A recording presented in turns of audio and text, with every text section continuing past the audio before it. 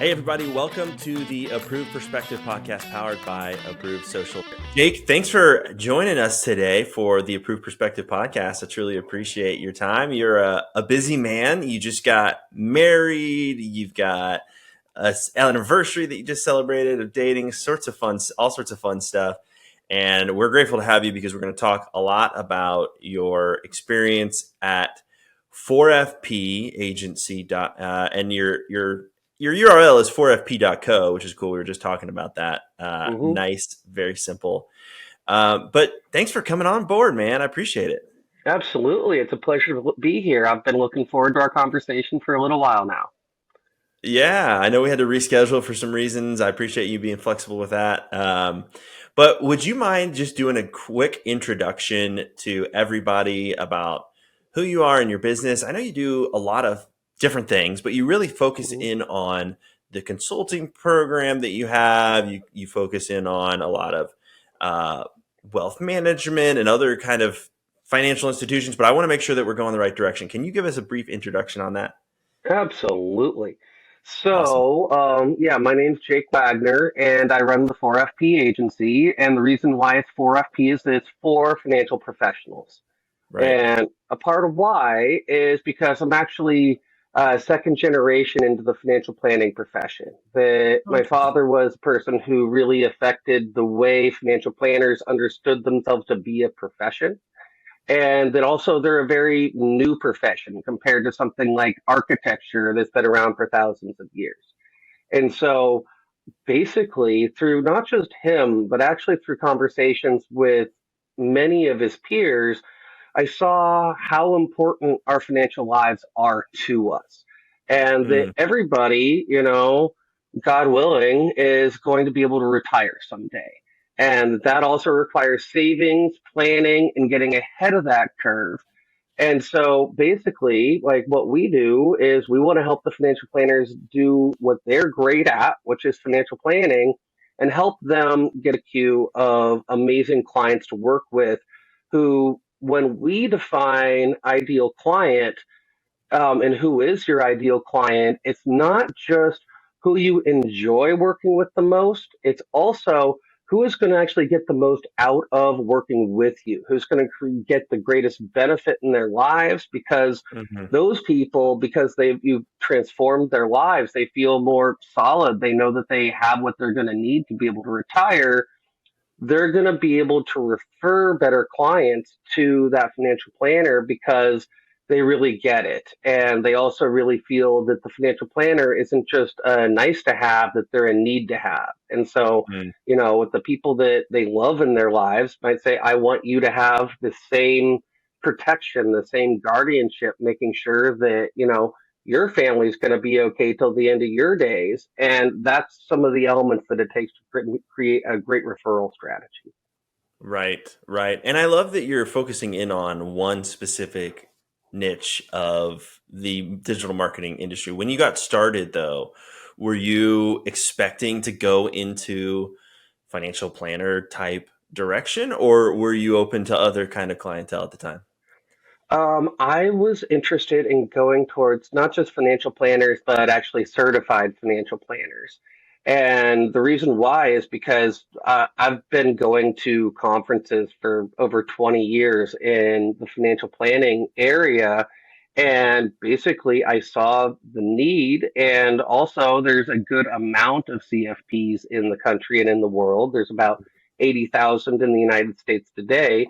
And so it's a pretty good group to be able to serve, as well as that if we can bring in, one good client that's worth $1 million, that's actually worth possibly like typical way the financial planners charge, that can be $10,000 in year one. And Hmm. also, when you actually look at a financial planning relationship, it tends to be for the long term. And so when you scale that, income and service out to 10 years, 20 years, up to, 30 years or more, that's an incredible lifelong relationship that is also worth a lot. And so, Right. there's room for, you know, someone to charge good fees because, it's going to make business sense for them. Yeah. And like, though I love e-com type of things and I really have a dirty love of analytics and understanding conversion events because it's just so important for making good campaigns happen with the social media networks. Um, yeah, at this point, I really focus on like the high level and helping folks have like an overall strategy and using metrics to understand how they're actually attracting their ideal clients to them and helping them not waste ad dollars on a channel that isn't actually getting the job done. Yeah, no, and that totally makes sense. And you also have sort of the additional complexity of compliance, right? And probably legal approval and all these other things that when you're talking about finances, you're talking about medical law, some of these very specific topics or verticals that a lot of digital marketers are maybe considering, you've got to go, okay, wait a minute, there's an additional layer of complexity that we have to work into this. And I'm sure with the decade of or more of experience that you have in this world, it's given you that insight because I think if you're going to start off as a marketing agency and you're going to go right into financial planners or legal or something like that, you might want to consider something else, kind of dip your toe into the water unless you're familiar with that world, which you were, right? And so you Hmm. knew what was required or what wasn't required. And if you're somebody out there who's looking to start an agency or do some digital marketing stuff, you might want to tip your toes in a different vertical before you go into this. Would you recommend that? Because it seems like a very tough industry to get into. It's tough. There's a lot to know, as well as that, like, so I've really focused my knowledge on compliance for financial planners in the United States. Right. And it's different for people in Canada, it's different for people in Australia and India. And I do talk to folks out there. But even in the United States, that if someone's a broker dealer, they're going to have a different compliance need than someone who's a registered investment advisor. And there's different ways that some of that's being charged. And like, frankly, some of that detail is hard for a consumer to understand. And Right. I learned how to do online compliance from the job I had before I started this agency was called myfinancialadvice.com. And Mm, so the vice president of that organization was a mentor to me. And really, like cool. through our work together, I understood what compliance would look like. And then that's one of the reasons why I chose this niche is because I already did have that Right. specialty. But I'll tell you, Preston, like one financial planner might not understand the compliance needs of one of their peers. If we're Mm, at like a financial planning association meeting or something, there can be at least half a dozen different compliance environments and concerns with the people who are there. And understanding all of that nuance is quite a lot. Um, it is changing. It's changing a whole heck of a lot, to tell you the truth. The yeah. federal government, there's stuff that goes through Congress and Department of Labor, and a bunch of the compliance needs have changed. Like, just for example, there's actually in the last few years been some introductions of financial planners being able to use testimonials, which is like bread and butter for a marketer. Sure. You Yeah. want to have those testimonials on your sales page as a part of that social proof. That's one of the big deals. But when it comes to financial planners, it actually depends on what state they're in right now, as far as Wow. what laws that they're actually able to like that they need to listen to. And it's a moving target. And one of the wise things that I learned from my dad is that you don't want to be precedent. Like Mm, I'm really glad that like Brown versus the Board of Education that law is in place, that the changes that that's made in our society. But the person who has to go through that trial, it's probably a terrible experience, and you can't do anything else with your life, much less especially to grow a business. So, mhm, we don't mhm. want someone to actually be setting a precedent and having to like pay for lawyers to talk to the SEC about what's going on. So Yeah. it's play it safe on that side. And then the other part is, Preston, is that especially good marketing involves storytelling. And so you don't want to involve any specifics about your clients, but rather than saying, hey, I got this person a 12% return or a 60% return, which is, bogus, that actually talking about the difference that you've made in that person's life. What is it? How is their average day different? How are the Hmm. conversations with their spouse different? That speaking to those pieces can actually be more powerful than trying to do it by the math, where you might be putting yourself in some sort of legal jeopardy. Yeah, yeah, I know. I think that's so true, and what a great call out for your dad too on that. Because you're right. I Hmm. mean, you want to be within the line because there's just no reason to. I mean, unless you want to be that person, but for me, there's no reason to shake it up enough to be the cause of some legal battle or something like that. Yeah. But you No, if also you're going to want do to, that, you as a want to know what you're marketer, signing up for. exactly. But you also, as a marketer, you want to push the boundaries as far as you can within reason, right? You want to use Hmm. the material that you have available to make it as compelling as possible. And I think that's where you distinguish a good marketer from someone who is just learning or just getting started or maybe will never be good, right? Someone who can Hmm. say, "Let me take this information that you've just presented to me about your product and let me see if I can put this together in a story form with the right ad creative, the right organic creative, the right email content, and other things that will complement exactly what you're doing and what you're trying to tell with the story." And I think Hmm. that is a really, really great nugget of information for people to remember, which is, just get creative. And you have to sort of put yourself in the shoes of the person you're trying to sell to, right? Think about the pain points that they're experiencing. Think about maybe the positives and the negatives of where they are right now. What kind of vehicles are they driving? What do they get up and do in the morning? What kind of conversations are they having with their wives? And that can start to form how you tell that story. And I think that Hmm. is just a fantastic way to do it. So, in your experience, when you're working with folks like this, um, how do you go about getting that information from them and sort of beginning to craft that story while walking that fine line? I mean, I know that's got to be tough. Yeah, well, so a lot of that comes through with how we do our sessions. And the other part to include with that is that we're certified partners with Digital Marketer. And a Right. part of what happens with that partnership is that there is certain pieces of IP that is what we're licensing. And basically, like we have, you know, we have all these different sessions that can address each point in the customer journey. And basically that it's both a combination of um, we actually use a web platform so that way everyone's on the same page. It's kind of like virtual sticky notes. And that's where the product of the exercise happens. And I go through a presentation with my clients. And that as we're going through that piece, that one, there is a slide deck that goes through that actually creates sort of a formalized curriculum that we take Hmm. somebody through. And then the outtakes of that curriculum are gold. Yeah. That like basically like when we're looking at who is your ideal client and how do they get to you, and just even on the how do they get to you portion, like what are some of the problems that is going to occur in your ideal prospect's life to make them start to become problem aware? What is it Hmm. that they are going to actually like?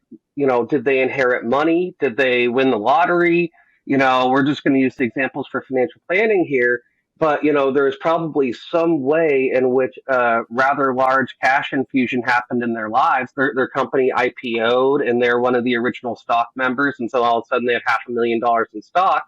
you know, well, if they're a computer programmer, they probably want to keep on doing that work as well as actually, leveraging and balancing this wonderful asset that they've received.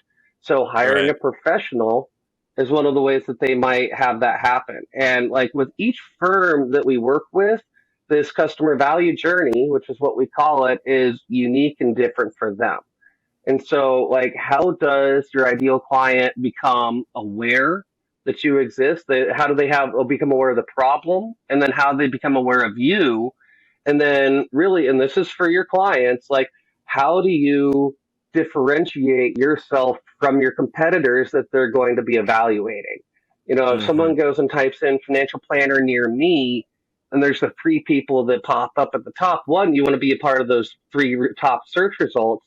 But then Hmm. also, like, as they open up a new tab for each advisor, an advisory firm, how do you compare to your peers, and are you actually conveying that you have the skills, the authority, the trust to be able to actually like make sure to serve this person in the long run. um, Mm-hmm. Financial planners tend to be a lot like therapists, where in the sense that like one personality match might not be the best for another personality That makes match. sense. And Yeah. so like how do you actually like find that person that that client clicks with? Because I've seen it many times in my life where once someone does that decision, like money is such a private thing that Yeah. Hmm. basically like I know many of the best financial planners in this country, and so when I have connected a friend with that person, I'll give them names, but after like I've understood that they've made a decision, it's so private we don't even really talk about it necessarily. Right. You Like don't I even might check. necessarily decide who they went with. It's kind of Yeah. like, it's your personal, and I think that totally makes sense. I think that's one of the things a lot of people in marketing don't really think about when you're getting leads for a company. And let's say you get hired from whatever, some local business to do lead generation, cryotherapy or chiropractor or something. Hmm. Right. And you go, oh, it's just a business. I've done this before. I can build the business out. I can generate leads, and you can, and that's fine. And you're doing it. But what happens is when it hits that person and they don't follow up right, or they aren't following your sales plan or whatever, then you have to sort of go above and beyond to make it work, or it's just not going to work. And if you don't know how to go above and beyond to make that, to train that person to go respond within 5 minutes, and here's the sales front plan, and here's how you follow up, and you build up those lead, those email drips for them and whatever, Hmm. then you're kind of stuck. Yeah. And it depends on that person. So a little bit different in this situation. We're talking about, hey, your personality, and you're giving lots of money, and that's a very personal decision. But this is the same thing. Do I want to go to somebody who's put me off because of the way they answer the phone or whatever? Yeah. And I think that's a big lesson to be learned from. For I know I learned this along the way, and I think probably lead generation, folks out there are feeling the same pain. Yeah, well, and also if you're just running by the numbers, a lot of it also results in like what is the quality of the lead for the person that you're getting those leads for. And I really appreciate how you brought up the detail of how is your client handling those leads as they come in? Are they keeping in mind stuff that we as marketers know of like speed to sale? Right. And that if you get back to that person quickly, how much more likely is it going to be that they, move forward when they have those three web tabs open for the three top people? If you have, it could be like an AI chatbot, for example, that's on your Right. website where someone Hmm. goes and clicks that and they can answer a bunch of conversations and start to get a feel for what it'd be like to work with you, even in an Hmm. automated fashion, is a part of Right. what's really cool. Because, like, if you're a small business owner, you want to leverage that automation as much as possible to add that time back into your week and also really make sure that, your brand's presence is looking stellar even when you're not there. And Right. there's a lot of work to that, and you also have to find the right professional that can really, the right marketing professional that can represent your brand really well. Yeah. Yeah, no, that's totally true. I just had an interesting conversation with Bethany from SendSpark, which is a cool company I recommend people check out. But what it enables you to do is to basically visit someone's website, um, behind the scenes, and put their website behind you with a little sort of Loom video type thing in the corner, so that you can sort of automate, hey, I saw your website, this, that, and the other, right? You can sort of connect with someone that way. And of course, the question is, well, aren't you sort of automating too much, or getting it to the point where, this isn't very personal? And there's sort of an interesting response to that, which I know, but it's something that very, very clear to me all of a sudden recently, which is we're not trying to automate and take away the person from this. We're trying to automate and bring the person to them. Like you just said perfectly, we're trying to have a chatbot on your website, not so that it's a bot, but so that when they get there and they ask the questions, you're represented, your business is represented. And that is really important, whether you do a bulk email, cold email, or you doing a text message outreach or whatever. you're always trying to make it personal. So you're really not trying to make this automated. You're trying to make it as personal as possible to build Yes. that. Okay, so I think this is really cool, and you obviously have a lot of experience in this specific world. But what would you like? What are some specific solutions that you find to be and strategies that are really, really helpful in your industry? I mean, you mentioned search results being one of them. I don't know if you do much in that world, but could you just talk through some of the top strategies that you find? Sure. And actually, as you're talking about it, I wanted to go into automation. Yeah, let's talk So about that like first. Yeah, into, like we use Go High Level at our firm. We that's right. we're Mhm. we're SaaS resellers. We used Active Campaign before And that. I had Robin on the podcast as well. So very cool. Cool. Nice. Yeah. Nice. And, in either of these cases, different platforms have different tools available, but some things that I think are really important in this is that if someone reaches out with a chatbot or downloads a resource, whatever have you, they're going to show up in your CRM. They're going to start into some automation sequences, and maybe, you start out with like a multi-email, like welcome automation or something like that, which is setting up your brand for Yeah. that person. But what I actually think is like really amazing in there is that you can actually have these systems send an employee or the founder, whomever, an email with the contact information. And so it's what you're saying about how to actually get yourself as a human in front of that prospect at the right time. And going Hmm. back to like the speed to sale portion of this conversation, if you have someone sign up and then you get their phone number as a part of the, sign up fields. If you have that, then giving them a call and just Hmm. like, and literally having your system send you an email, say, or your client say, call this person and just learn a little bit about why it is that they're investigating your services. That can be beautiful. As well Mm. as actually, there's opportunities in high level where you can do like voicemail drops or other things like that. So, like when you start to hit someone from multiple channels, it's called bouncing, right? So they hear you on voicemail, they get texts, they get emails.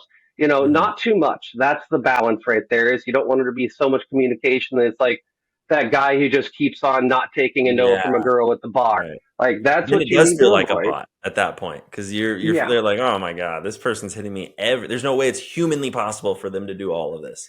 You know. Yeah.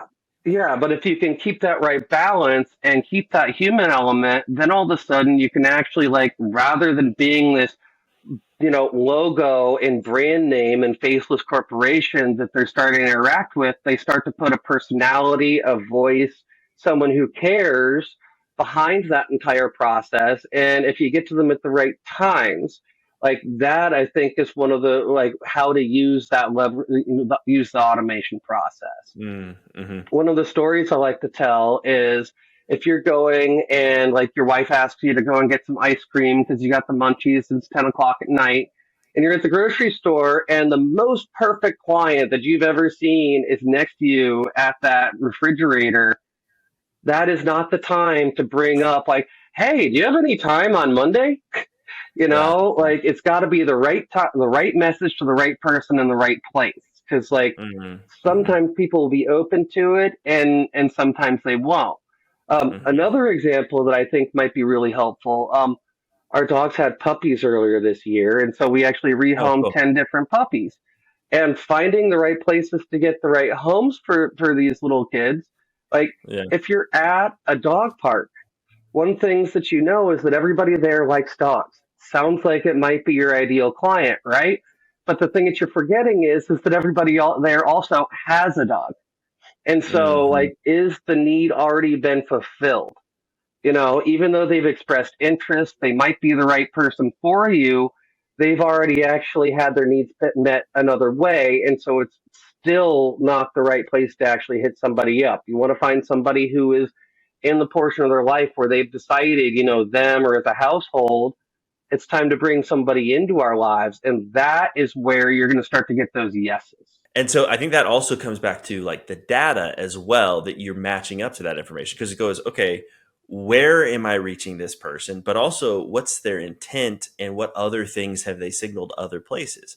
And you can go to these different data sources like Apollo or one of these other places and it'll actually show you tools that they use. So there might be a tool potentially that it could match up to and complement, or there might be a tool that you could say, well, this is a competitor, and that will help you craft your message too. Because it could be, well, great, that's a competitor. I can make an offer says, you've got this tool.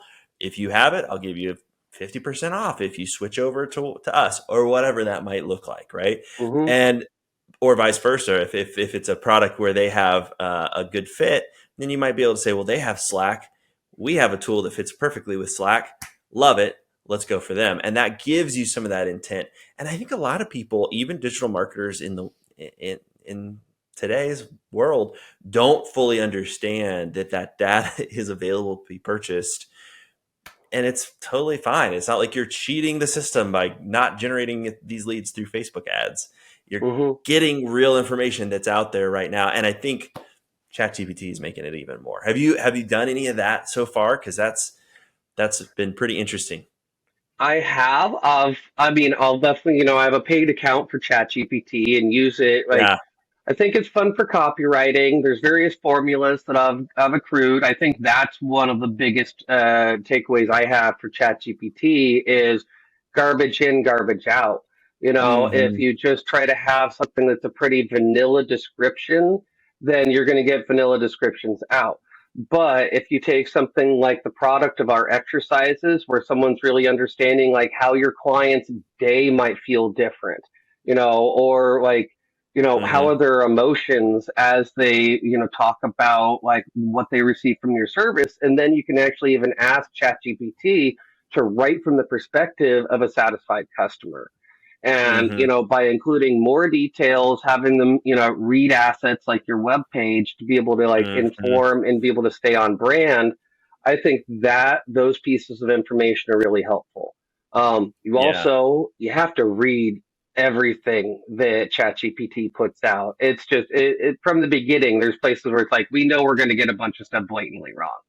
So Hmm. you can't just have ChatGPT come in and like do all of that work for you. I don't think that's going to actually be what makes a successful marketer. I think that it's about having the right, especially prompt library, so that when you have that information from your client and put that information in ChatGPT, then it can give you a result that's really nice and unique for that client. That's a bunch of Hmm. the results that I've really enjoyed working with. Yeah, yeah. And when you have a prompt library that you're building yourself or that you've gone out and bought or whatever, you can actually have something that's a repeatable, similar response. Even though it might not be the exact same that you're looking for, you can at least say, hey, if I upload this content, I know that they can spit out this for me rather than having to replicate that work every single time. And people go, oh, I'm using ChatGPT. It only took me an hour. Well, could you have written that email maybe by yourself in an hour? Like maybe. Right. So it's about scaling it and using those prompts to make it happen. Otherwise, you're Hmm. wasting your time.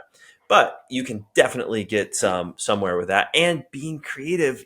Like you just said, hey, I can't use customer testimonials, but what if I took that customer testimonial that I did get from my client, put it into ChatGPT and said, tell us a story based on something like this, right? Tell us Hmm. about the emotions that this person had when they were happy, they were obviously clearly happy about the result, or they were clearly less stressed, or they were clearly whatever that might look like. What does that look like? And I Hmm. think that's helpful.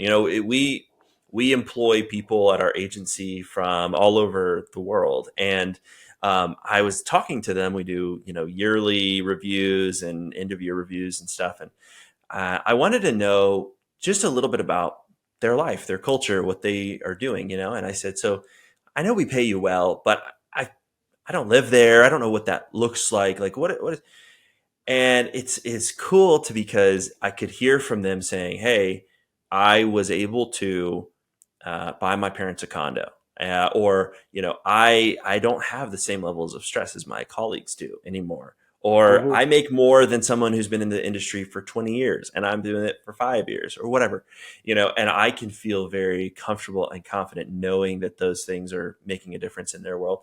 And I'm sure it's the same thing when you're talking to these financial planners. They're going, how do I get this information out there? So Hmm. utilizing a tool like ChatGPT or just writing it yourself is, I think, a fantastic way to utilize those testimonials without, by getting around the sort of the legal ramifications there.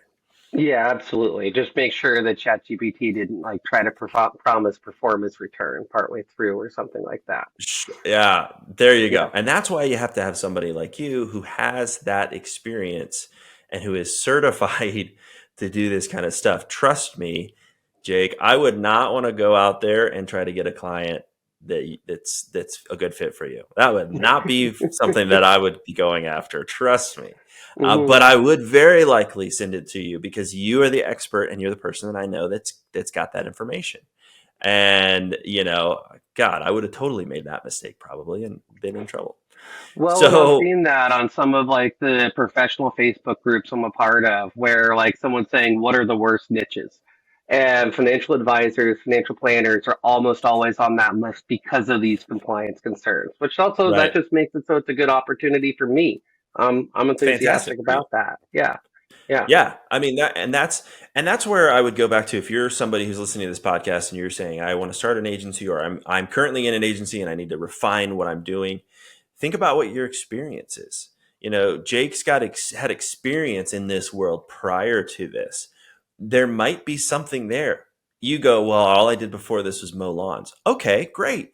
You mowed Hmm. lawns. That's fantastic. You know how to reach that person. And when you went up and knocked on the door to try to sell someone, you know exactly how that now can translate into digital marketing campaign. Hmm. Don't overcomplicate it. Take what you know and do that really well. And I think that's something that you've done exceptionally well. That's something that we're trying to do with Approved Social. We've tried to go, look, every time I talk to a marketer, whether it's somebody in finance or somebody in law or lawn care, they all need the tool that we're providing to streamline their workflows, to move their ad campaigns, organic campaigns more quickly along, to better do that. But I Hmm. learned it by doing. I've learned it by being a digital marketing owner, an agency owner, and doing lots of ad buys and all sorts of stuff. So along the journey, I've been able to prove sort of why we're building what we're building, and I think Yeah. that's a great strategy. Um, Well, so and yeah, go for it's it. something I really like about your platform. So we've talked about compliance and whether you need to get into that or not is your own question. But I do love how you have this client approval process in the platform. That I need it because they might need to pass it by. Like maybe it needs to go in front of the firm owner, but if it's a broker dealer, they might need to Right. send it to somebody else who checks on if they get a number for it and all this sort of stuff. It gets cataloged in their bigger list, and so Mm, that way, like even, you as a marketer go and do your good work.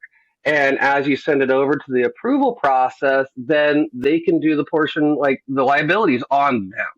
And yes. that's one of the Yes. things they're going to be looking at if they're choosing to hire you or not. And so if you have a way so that you can actually say, like, and here's where you give your stamp of approval, nothing happens until you actually press that approve button. But once you do, it is going live. You just Hmm. put a round in the chamber and said go for it. Yeah. But that Right. ability to say no, here we're stopping here, like that gives a business owner the ability to check the work, feel like they are also really on the ground with Hmm. understanding how their social media person is representing them as a brand. And I Hmm. just think that's so important, and I really like that feature of Approved Social. Thank you. I appreciate that, Jake. Yeah, no, Mm-hmm. it's interesting because I've worked in a number of situations and I have countless stories really that I could tell. People tell me stories all the time about this, but I remember one of my first clients as an agency. It was really, well, it wasn't our first, but it was a big one. It was one of our big ones, and we had them for about I think a year and a half or so. And the guy sent me an email. It was obviously very angry, and I had never seen him angry because we'd always done a great job for him. And he goes, Preston, I can't believe you've been running this ad. It's been running for like 6 months. And I am just super livid. I can't believe it, blah, blah, blah, blah, blah. Right. And he goes into this email. And as a early on agency owner, I go, oh crap, like I am effed, right? Like I'm totally Mm-hmm. gonna lose this client. That's gonna cause so much trouble for us right now because we don't have a great system in place to get new clients, blah, blah, blah. But I sort of calmed down and I went through my emails, and over the last 6 months, I don't know how many, probably hundreds of emails I had with that client, and found an email thread from one of their employees, and he was on that email thread and approved it, that said, these are approved ads for you to use. Feel free to use them. They've been run by legal and compliance, blah, blah, blah, blah, blah. Great. So I found that, but it took me several days to like figure out where it was, because I'm texting him, I'm slacking him, I've got Trello, we've got all these different tools. So Hmm. it was just a pain in the butt. And turns out he was, as soon as I found that information, I forwarded it to him. He goes, "Oh, okay, no problem." And I had them as a client for probably another year and a half. So we made another, I don't know, 5, 10 grand. I think it was like 5 grand a month at that time, which was big for us.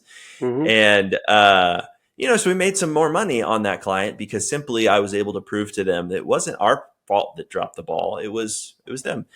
And so that's why we do it. We have this approval process where you can go, okay, it's going to go to Preston first and he's going to approve it. And then it's going to go to Jake, and then Jake's going to send it to his client and their legal team's going to review it. And then you have these checks along the way to go, okay, boom, now it's good to go. Hmm. And we're off and running. I talk to medical device companies all the time, and they say the same thing. It's like, we can't produce any content without some sort of a legal and compliance approval. So this would be a fantastic tool to make sure that we are tracking those approvals. Hmm. But yeah, that's fantastic. I'm glad to hear that. Have you ever experienced something where you've pushed something out live, or a client has pushed something out live and they've had to face the repercussions? Um, no, because Good. we have had to do this the whole time along. Like I Yeah, really you're like used to it. working with someone who has to be compliant. And so as we have had to do this process the whole way through. Right. And like, yeah, I think it usually, like I've seen stuff, clients don't like different pieces, or some pieces get Yeah, yeah, yeah. but that usually happens before we actually get the piece live. And Exactly. then, we're really looking at the numbers for the live campaign for, is this creating ROI? And that's one of my curious question to you is like, when this business owner got so upset, was it because of the content? Was it because of the performance? Like, what was it that they actually cued into? And like, were they good with their ROI, but they didn't like the message? Like, what did that look like? Yeah, yeah, it was the message. It was the message. It was a organization that produced a piece of content, and I'm sure someone saw it and thought it was pushing some boundary somehow. And I'm just the guy that's running those campaigns for them, right? I'm not the guy who created them or any of that kind of stuff. So the performance was fine. We had them as a client for another year and a half, 2 years, but they were upset at some internal team members once they found out that went live. But it was the Sure. process of saying, hey, somehow Preston ran this ad that I didn't approve. It has language on it that I didn't like. Hmm. And thank God it wasn't me. It was their process on their side. So yeah. Yeah, that's one of the reasons for good records as well, so Yep. that you can Yep. actually understand where the problem happened, so that way, Hmm. the business owner, the manager can address the problem appropriately with the right person rather than venting on somebody who is a scapegoat and just happened to Exactly. be, in that case, you're the front runner because you're managing those social campaigns.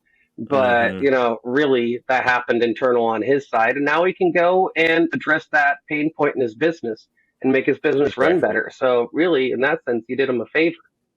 Yeah. Yeah. No, it was great. And we had a great relationship ever since because of all that, honestly, and being able to say, hey, I really appreciate your frustration here, but let me look into it. And that's what I said. I literally just sent him an email real quick, and I just said, hey, I don't know what's going on. Let me look into this, because we run tons of, I mean, we were spending 10K or 30K a month, depending upon the month, to help them, Yeah. not a small amount. And it was just a very difficult thing for them, but just giving them that reassurance and then saying, I'm going to go look into it. And then having the records Hmm. was all I needed at that Yeah. point to maintain that Yeah. That's relationship. huge. Yeah, Then the evidence can speak for itself. exactly. And we Exactly. don't have to get our emotions as involved in it as well, which I think is just really important for running an efficient and clean business. Yeah, Yeah. 100%. Okay.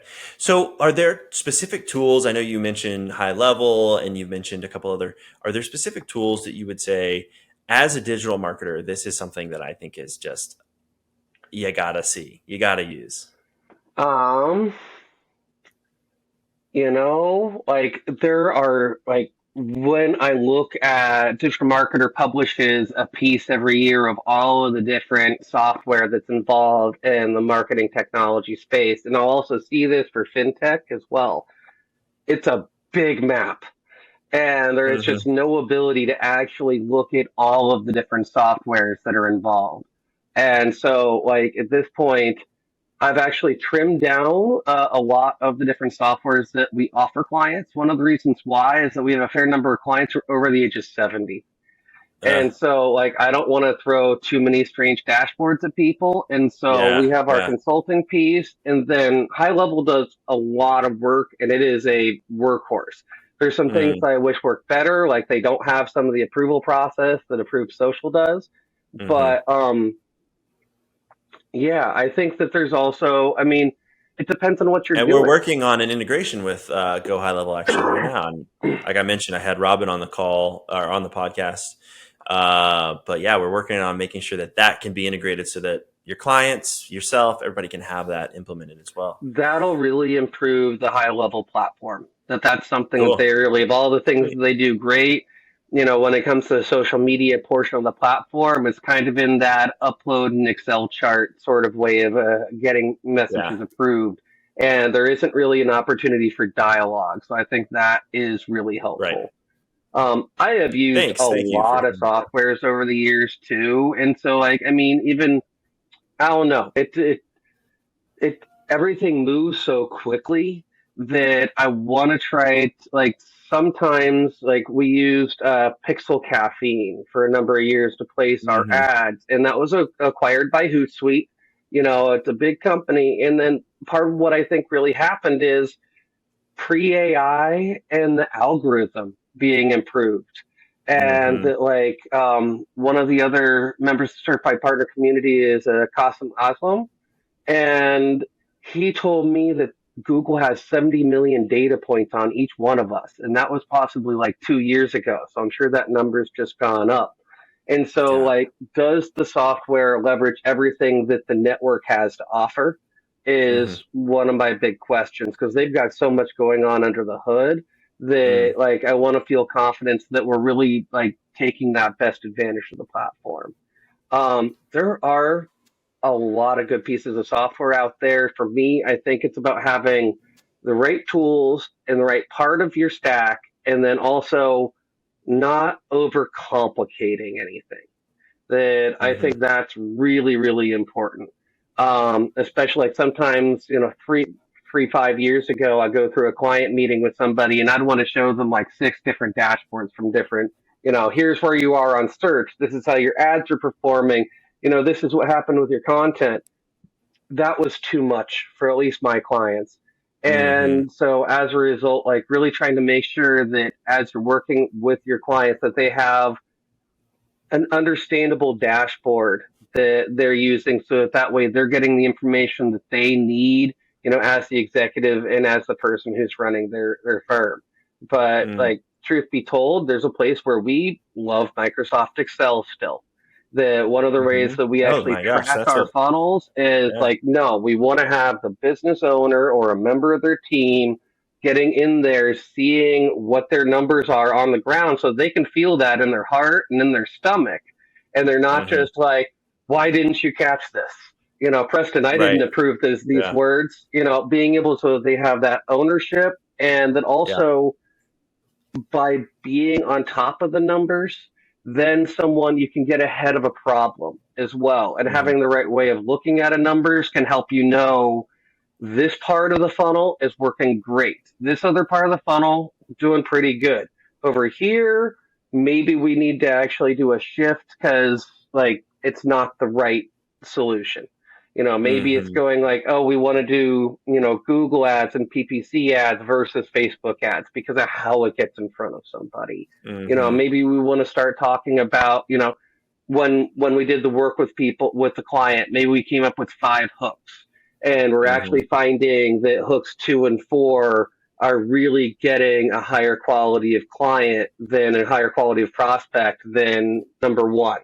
And, being able to actually pivot and get rid of what isn't serving and hold on to what is really working for you so that way you can both get rid of what, not have that waste and use Hmm. that budget to double down and Right. work on what is working. Right. And I think we didn't get into it too much during this podcast. Maybe we will on another one if you want to join us for another one. But Hmm. talking about A/B testing and talking about actually the general normal strategies for marketing campaigns, which I'm sure you are an expert at as well. And I know you are because that's what you're doing. But, when you're talking about, hey, can I go spend on this other tool, or can I lower my costs and put that money into another ad to run an event campaign to get people to do X, Y, and Z, right? Trimming the waste and putting it into something, you have to be A/B testing. You have to make sure that you're Hmm. doing that correctly and testing your campaigns and automating it correctly. But I also love what you said here. You said earlier, you got to know your client, I think, something like that. You said, and then you go, and then that's why I'm using Excel, because financial planners are not using they're not using Google Sheets. First of all, it's probably a compliance issue. They're using Excel. And so when you send them a report like that, they know it, they get it, they like it. Like that's what they're used to. And I think that was a great thing that you said. And every time Hmm. you're looking at your client, look at what they know, what they're used to, what they're thinking about. And that's going to help inform you of how do I reach out to this person? Yeah. How do I communicate to them? What tools did I use for them, etc. And also the dashboard you want to have in front of them, or at least the data points, is different than what you need. Uh-huh. Your job is different, and so as a result, you might want to be a little bit closer to the numbers, going another layer in to really see what's going on, so you make sure you're bringing that up with the client. But the a business executive, really, you want to be able to show them the high level, and you want to show them good numbers, useful metrics, so that way they can make a decision with what's going on with you, and that you don't need to show them that, hey, this one campaign here, like we have a substantially better cost per click than this one over that one.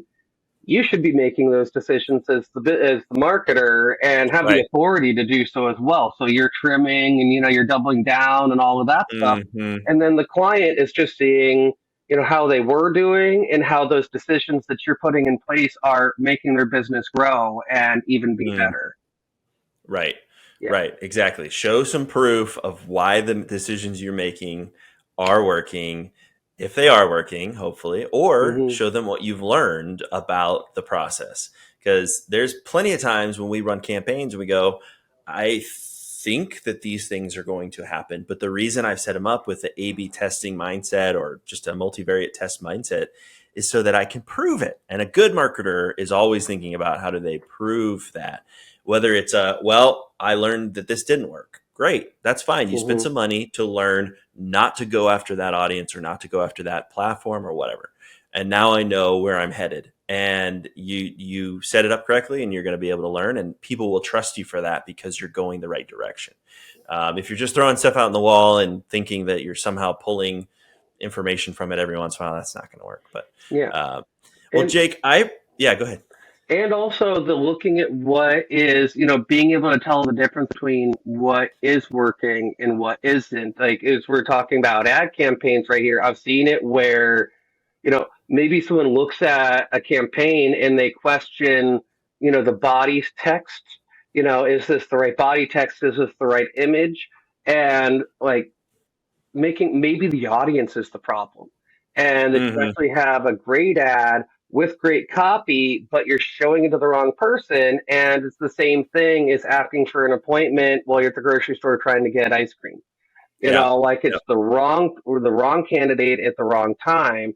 And so, like, as you're doing your testing, making sure that you can understand what you want to do, like what detail do you want to tweak so that you can get more information. Because if you change more than one thing at once, all of a sudden it might not be enough data. And Yes. especially like Yes. if you're big numbers, if you've got 100,000 people visiting a site a day, you can do multivariate testing. Like Netflix Yeah. is apparently Spending testing good this all money. the time on which thumbnail is going to actually appeal to different portions of the country and world more Right. because they have that Right. big of a base. But if it's a small business, then you want to make sure that they also have enough numbers that when you're tweaking something, you're getting useful data. Because below a certain threshold, it's not going to be statistically significant, and you want to be able to actually tell the difference. You know Yeah. what does matter, and where something might just be that you haven't actually pushed the odds long enough to get real data and to get um, Yeah. volatility beta out of the situation. Absolutely. That is 100% correct because, Hmm. whenever you start to make assumptions, the old saying, it just makes an ass out of you or something like that. Something like Ass out of that, you and yeah. me, whatever it is. But the thing, it's absolutely true. Yeah. In marketing campaigns, you're trying to make an assumption and you may very well have cut off a great audience or something that really you set up incorrectly from the get go. It could have been the copy or some other thing that was incorrect, like you said, or where you're reaching them or the time of day or whatever that is. Hmm. But when you can, even if at low budget, you can start off with some sort of test. It might take you a little bit longer, but you can test that. And I've had people ask me constantly, you send, new clients, well, how much do I need to spend? Well, how much do you have to spend to learn along this journey? Great. Now we can do it a couple of ways. We can front load and test a lot of things and learn, or we can go slowly along this journey and have a little bit more of a longer process. People have different strategies depending upon the agency and person you hire, but Hmm. there's only so much you can do with a limited budget or whatever that might look like. Well, and even then, I have a friend in the certified partner community. His name's Dennis Yu. He actually helped create some of the analytics for Yahoo in the 90s, like literally Wow, founded a lot of our how we look at statistics. But what he's very really cool. known for is a dollar a day strategy. Uh, And actually that you can go and if you put out 5 to 10 campaigns, so you're spending $10 a day, and you can see which one grabs onto the algorithm better, which one gets in front of the right person, and then you can start to do that, shutting campaigns off, doubling down, and adding on budget. And right, that's a really effective way to grow a business and to grow an effective campaign. 100%, Hmm. 100%. Well, everybody, definitely go out, check out Jake's business, and definitely go to URL. It's what? Remind us what it is, Jake. It's 4fp.co. And we're looking at 4fp.co. getting 4fp.com, but right now that's a part. Don't go to that website. There's For it's yeah, yeah. 4fp.co specifically. Make sure you check it out. Jake's got a ton of experience in this world. He's a certified digital marketing partner. He is just doing a lot of really great stuff here. We're super happy to have you, Jake. Anything else that you want to say real quick to our audience before we go? Because it's been almost an hour already. We've had a great Yeah. conversation. Yeah, I know it's flown by.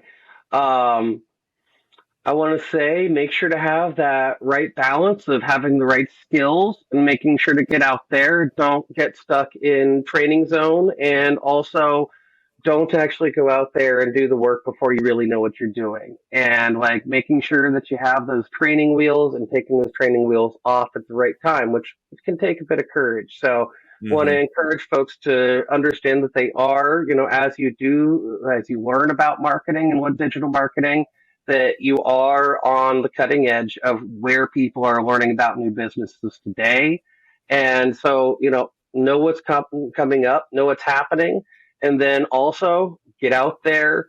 You're going to get your best information by actually like saying we're going to spend $50 on this ad campaign in the next week or whatever it is, have you, but Hmm. making sure that you actually like do those little micro experiments and then build on your successes and know that you're going to have stuff that doesn't work. You don't know what's going to appeal to people until you actually see it clicking, and Hmm. to trust the process because it's Right. happening and you'll get there. Yes, yes. Thank you, Jake. And if you're ready to take it to the next level, 4fp.co. Definitely check it out. Sure. And I appreciate your time, man. Thank you so much. We'll have you back on. Have a good one, my friend. You too. I'm looking forward to it. Bye for now. Thanks.